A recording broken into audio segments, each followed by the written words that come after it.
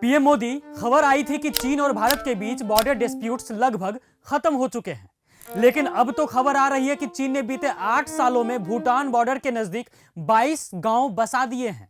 Hindustan times ने satellite तस्वीर की मदद से एक रिपोर्ट में इसका खुलासा किया है। रिपोर्ट्स के मुताबिक 8 गांव ऐसे हैं जो भूटान के पश्चिमी हिस्से में डोकलाम की सीमा के पास हैं। इन्हें साल 2020 के बाद बसाया गया है। यही नहीं, चीन ने इन गांवों के आसपास अपना मिलिट्री पोस्ट भी बनाया है, यानी भारी संख्या में यहां चीनी सेना के जवान अब तैनात हैं।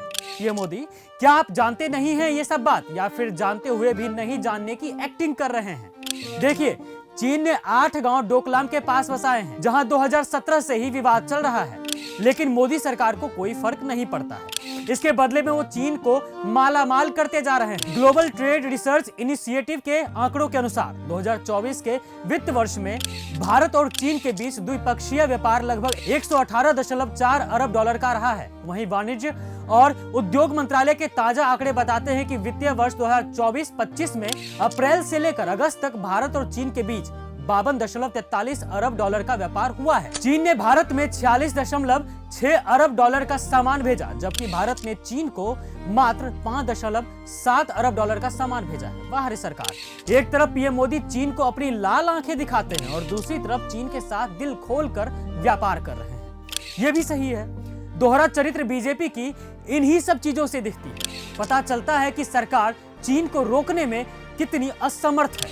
लेकिन जुमलेबाजी तो 3-4 किलोमीटर लंबी है ना। जी हाँ, एकमात्र यही फील्ड है जहां मोदी सरकार में चीन के बॉर्डर में भारत घुस सकता है, वो है जुमलेबाजी। मुद्दे पर आते हैं।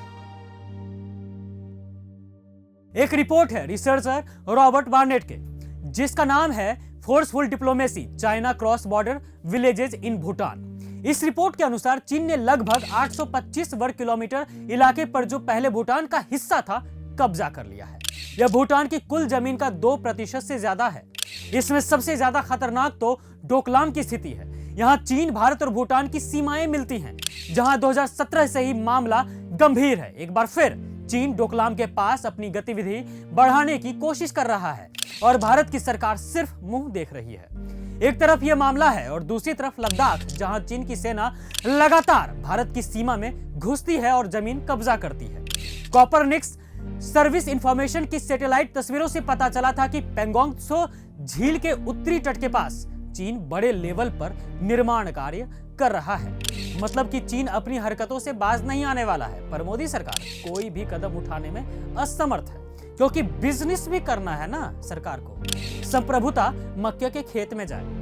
14 दिसंबर को कैप्चर की गई सैटेलाइट तस्वीरों में पेंगोंग त्सो झील पर फिंगर 4 से आगे सिरिजाप के पास चीन की पहली पोस्ट बफर जोन के पास नजर आ रही है। आपको बता दें कि फिंगर 4 के एरिया को फॉक्स होल पॉइंट या फॉक्स होल रिज भी कहा जाता है। भारत का दावा है कि LAC फिंगर 8 के पूर्व में है, लेकिन चीन का कहना है कि LAC फिंगर 2 के पास है। हालांकि चीन का दावा गलत है, फिर भी मोदी सरकार ये बात सुलझा नहीं पा रही है। तो आप क्या कहेंगे? भूटान की जमीन पर चीन ने 22 गांव बना दिए, जिससे भारत को पूर्वोत्तर राज्यों से जोड़ने वाली सिलीगुड़ी कॉरिडोर की सुरक्षा खतरे में पड़ गई है। ये समझना पड़ेगा भारत सरकार को। लद्दाख से लेकर अरुणाचल प्रदेश तक चीन अपनी चालबाजी आराम से कर रहा है, जमीनों पर कब्जा कर रहा है, भारत की संप्रभुता पर लगातार चोट कर रहा है। पर मोदी सरकार दिन ब दिन चीन के साथ व्यापारिक रिश्ते बढ़ा रही है। भारत सबसे ज्यादा व्यवसाय किसी देश के साथ कर रहा है तो वो है चीन। क्या भारत सरकार को भारत की संप्रभुता और अखंडता की कोई टेंशन नहीं है? इस मामले में भारत की विदेश नीति, जिसका बखान पीएम मोदी हर बार करते हैं, वो कहां है पीएम मोदी? दोष मढ़ना आसान है।